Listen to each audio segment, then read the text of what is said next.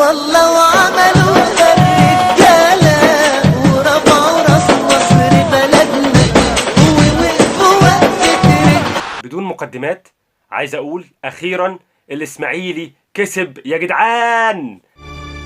يا موحى يا ابن الايه؟ ايه ده ايه ده ايه ده ايه ده ايه ده ايه ده؟ واقف مصدوم في مرايتي حبايبي ليقتلون. فاينلي الاسماعيلي از باك تو ايجيبشن ليج. خلاص الموضوع انتهى. وكسب ايه 3-1.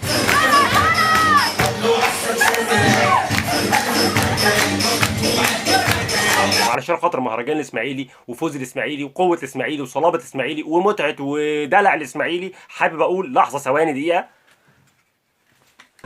وصل الاسماعيلي وصل. الراعي الرسمي المهرجان النهارده، الراعي الرسمي المهرجان الايجيبشن ليج. اول فريق فاز بدوري ابطال افريقيا في تاريخ مصر.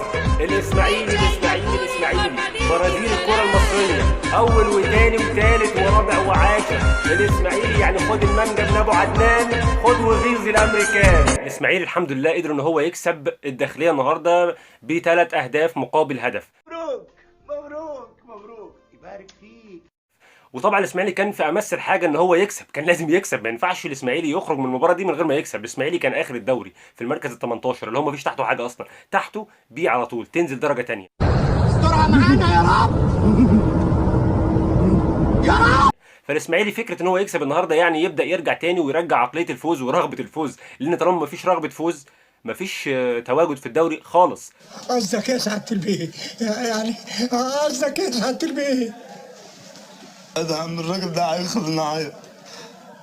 لان دلوقتي الفرقه كلها بتنافس على ان هي ما تهبطش، كل الفرقه بتنافس، وانت بتتكلم على تفنيش الدور الاول. والاسماعيلي في المركز الاخير لعب 15 مباراه ما كانش فاز الا مباراه واحده بس. النهارده بفضل الله عز وجل كده الاسماعيلي في المركز ال17 مش المركز الاخير. ربنا نصرني على ناس كتير جدا بتشكك. واحد ليه مضرخم غليس انا عارفه، يعني يجي يقول لك يا عمي ما هو حرس الحدود لعبت 15 مباراه ومعاه 11 نقطه. الاسماعيلي 16 مباراه بتاعت النهارده ومعاه 12 نقطه، فلو الحرس كسب الاسماعيلي هيرجع اخير. هقول له مالكش دعوه. اسكت مالكش دعوه، انت ما تشغلش دماغك.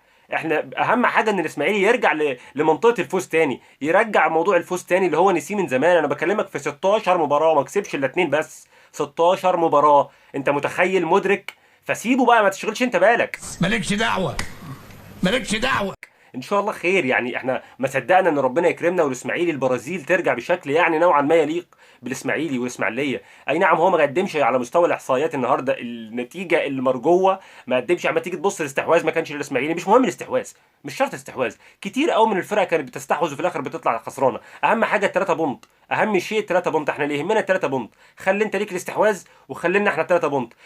انا شغلتي شغله مزاج يا استاذ، مش لعبان.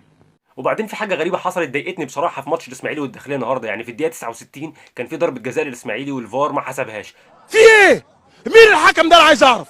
يا جماعه عيب، يا جماعه عيب بقى، يا جماعه ايه في ايه؟ بقول لك 15 مباراه ما كسبتش غير مباراه واحده بس. الاسماعيلي 15 مباراه ما كسبش ولا مباراه الا واحده بس. جاي حبكت يعني ضربه الجزاء دي اللي هتفرق معاك، هتغير مجريات الكون. هيقولوا الدوري اللي مليان عداله اهو، الدوري اللي ما فيهوش ظلم خالص. ده كل الفرق بتشتكي، ده كلاتنبرج رئيس لجنه الحكام مشي بسبب المشاكل، بسبب البهدله، بسبب ان ما فيش حد مبسوط.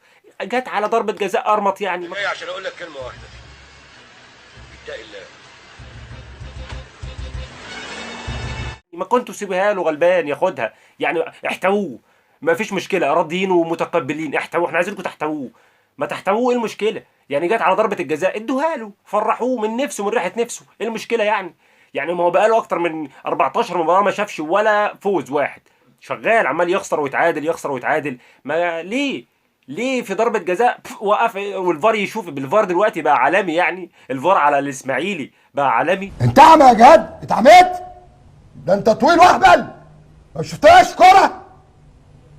عينيك اتعمت؟ ما تسيبوه يستك وياكل عيش. لكن برضه الحمد لله بفضل ربنا وبفضل اللعيبه الرجاله المحترمه وبفضل المدرب العالمي المدير الفني الزملكاوي الاصيل احمد حسام ميدو، قدر الاسماعيلي ان هو يقتنص الثلاثه بونت من الداخليه النهارده. حتى وان كان ضربه الجزاء ما اتحسبتش، كنا نتمنى انها تكون موجوده والهدف يتسجل علشان خاطر يعني النتيجه تعلى والاسماعيلي يرجع تاني يمتع ويستمتع.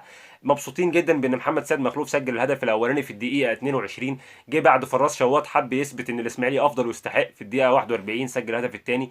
بعد كده ايش محمد الشامي في الدقيقه 85 قال لك احنا ما زلنا موجودين وبننافس وبنلعب لغايه اخر دقيقه بقى، احنا بلس 85 مش هنسيبها غير لما نسجل الهدف الثالث. نتيجه زي نتيجه ريال مدريد، ما احناش اقل من ريال مدريد، احنا مش اقل من ريال مدريد خلاص. الاسماعيلي رجع از كامباك.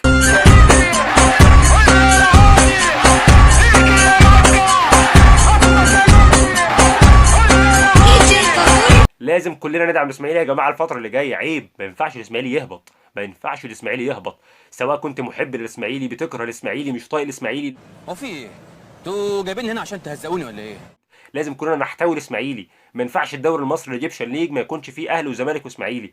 لو الاسماعيلي هبط يبقى انت كده بتتكلم على المثلث، الاضلاع الثلاثه مش هيكونوا مكتملين. هو المثلث ده نقضيها ثلاثي، نلعبها بقى ثلاثات لحد الصبح، احلى ثلاثه.